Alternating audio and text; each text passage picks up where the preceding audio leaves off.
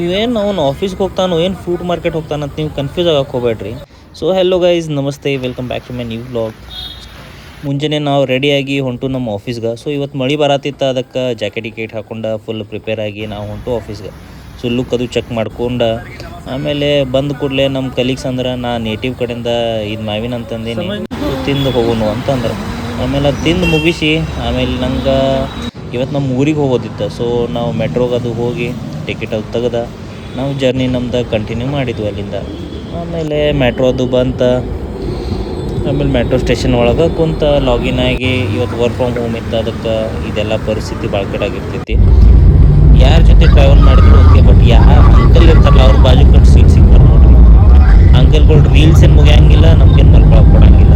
So ಇದೆಲ್ಲ ಮುಗಿಸ್ಕೊಂಡು ನಾವು ಬಂದು ನಮ್ಮ ಬೆಳಗಾವ್ ಬಂದ ಕೂಡಲೇ ಇದು ನಮ್ಮ ಚೆನ್ನಮ್ಮ ಸ್ಟ್ಯಾಚು ನೋಡಿದ್ರನ ಹಿಂಗೆ ಮನ್ಸಿಗೆ ಒಂಥರ ಖುಷಿ ಆಗ್ತಿತ್ತು ನಮಗೆ. ಸೊ ಬಸ್ ಅದು ಬಂದು ನಿಂತಿತ್ತು. ಆಮೇಲೆ ನಮ್ಮ ಊರು ಬಸ್ ಹಿಡ್ಕೊಂಡು ನಾವು ಹೊಂಟು ನಮ್ಮ ಊರಿಗೆ. ಸೊ ಊರಿಗೆ ಹೋದ ಕೂಡಲೇ ಮತ್ತೇನು ರೀ, ಒಂದು ಕಪ್ ಚಹಾ ಬೇಕಿಲ್ಲ. ಸೊ ಚಹಾ ಅದು ಕುಡ್ಕೊಂಡು ಆಮೇಲೆ ನಾವು ಬೈಕ್ ತೆಗೆದು ನಮ್ದು. ಆಮೇಲೆ ನಮ್ಮ ಸೈಟ್ ಕಡೆ ಹೋದ್ವು. ಸೈಟ್ ಅಂತಂದ್ರೆ ನಮ್ದು ಹಾಲ್ ಐತಿ, ಹಾಲ್ ಕಡೆ ಹೋದ್ವು. ಸೊ ಭಾಳ ದಿವಸ ಆಗಿತ್ತು, ಆಫ್ಟರ್ 1 ಮಂತ್ ನಾ ವಿಸಿಟ್ ಮಾಡತ್ತಿದ್ದೆ. ಸೊ ಇದು ನೋಡ್ರಿ ನಮ್ದು ಹಾಲ್. ಸೊ ಈಗೆಲ್ಲ ಆರ್ಡರ್ಸ್ ಅದು ಎಲ್ಲ ಇದ್ದು ರೀ ನಮಗೆ. ಇನ್ನು ಮುಂದೆ ಅದಾವು ಆರ್ಡರ್ಸ. ಮುಂದಿನ ಸ್ಟೋರಿ ನೆಕ್ಸ್ಟ್ ವ್ಲಾಗ್ ಒಳಗೆ ಹೇಳ್ತೀನಿ. So thanks for watching.